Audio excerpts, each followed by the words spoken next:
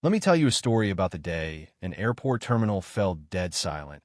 And I mean silent, like the air just got sucked out of the room because a woman in a crisp uniform thought she had the right to decide who deserved to fly first class. You know what I mean? One of those moments when the world just stops. And the worst part? She chose the wrong guy to mess with, and she had no clue just how wrong she was. So here's what happened. Picture a busy airport, the kind where everyone's dragging their suitcases, kids are melting down over snacks, and that robotic voice keeps calling out boarding groups like it's reciting the Ten Commandments. Gate C-17, Flight 228 to Chicago, about to start boarding. Everyone's tense, but nothing out of the ordinary. Then, up near the front of the first-class line, there's this guy, sharp charcoal suit, polished shoes, the kind of confidence you can't fake. His name's Marcus Reed. No one's whispering about it yet, but he's the guy. Marcus walks up, hands his boarding pass to the gate agent. Smile polite, but not asking for anything. The agent, though, she doesn't even bother looking up at first. When she does, her eyes narrow, lips go razor thin, and she says loud enough for everyone to hear this pass looks fake. Now, Marcus has flown 1,000 flights, bought this seat directly, no question. He tells her, calm as can be, no, it's not. But she doesn't care. She raises her voice so the whole terminal hears. Don't try it. People like you don't fly first class. And man, you could feel it. Everyone froze. Heads turned. Conversations stopped mid-sentence. Phones whipped out. Screens glowing red dots as folks started recording. Marcus doesn't flinch. Check the system. You'll see. She doesn't check. Instead, she snatches the ticket from his hand and, just like that, rips it right down the middle. There's this tiny tearing sound, but it hits like a thunderclap. A mom covers her kid's mouth. A dude mutters, "Did she just?" And in that split second, Marcus feels something familiar, but no less cruel, that burn of humiliation, the kind that lights you up from the inside out. He's built empires, signed deals that make CEOs sweat, but here, right now, he's reduced to nothing, on display for 100 strangers and 1,000,000 streaming eyeballs. The agent snaps, "Step aside. Security will deal with you." Next thing, 2 guards start closing in, hands hovering over their belts like they're about to draw. A supervisor shows up, clipboard at the ready, instantly taking the agent's side.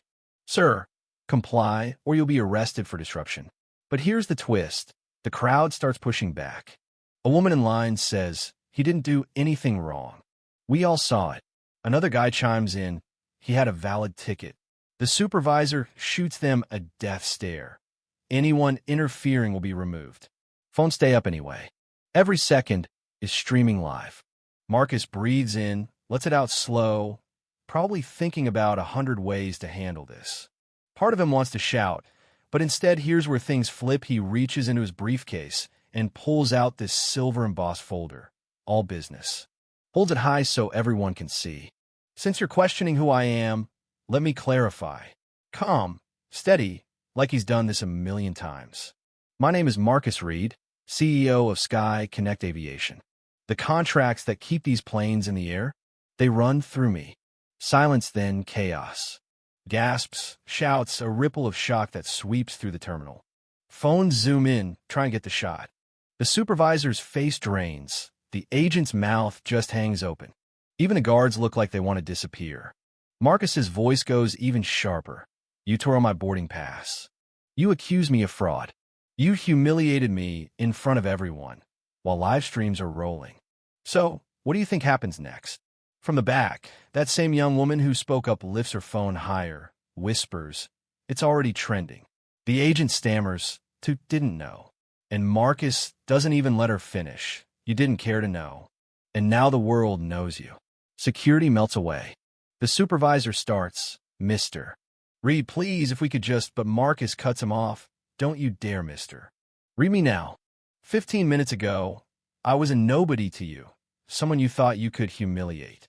But today you've exposed yourself, and this airline will answer for it." The mood shifts like everyone's been waiting for this moment. A low chant starts up, "Justice, justice," soft at first, but building. Within minutes, corporate is blowing up the phones. Executives scrambling because this isn't just a viral moment, it's a full-on firestorm. News anchors are cutting in, hashtags blazing, millions tuning in. And Marcus? He just lays out his terms, clear as day. Immediate termination for the agent, supervisor suspended, mandatory anti-bias training for all staff, AI bias detection at every gate, $500,000 to fund scholarships for underprivileged kids dreaming of flight, and a public apology broadcast nationwide. The airline CEO, you can imagine the panic, agrees to every single demand, because what choice do they have? The world is watching, and Marcus is holding the keys. The agent crumples, career over. The supervisor stares at the floor, knowing he's done. But Marcus doesn't gloat. He doesn't even smile. He turns to the crowd, all those folks who stood silent at first, and says, "Remember this moment. Power doesn't come from uniforms or counters. It comes from truth, and truth always wins." The place erupts in applause. Phones go higher. And just like that, 15 minutes after being humiliated, Marcus is the one everyone's staring at, but now in awe. As he boards the plane, new ticket in hand, the young woman who defended him whispers, "Thank you for standing tall." He nods, "Not for me. For all of us." The cabin door closes, the engines roar, and there's this sense that something's shifted forever. That torn ticket? Meant to erase him, it became the very thing that changed the game, not just for him, but for everyone who's ever been told they don't belong. Here's the kicker. What looked like a regular day at the airport turned into a battle for dignity, a test of how fast arrogance shatters in the light of truth. And you gotta ask yourself, if you saw this, what would you have done? Sat silent? Joined in? Or stood up, even if your voice shook? So if this story hit you, and I know it hit me, don't just scroll on. Smash that like button, share this with someone who needs to hear it, and let me know in the comments where you're watching from, or which part of the story hit hardest. Because every time we call out injustice, every time we demand better, we're rewriting the rules.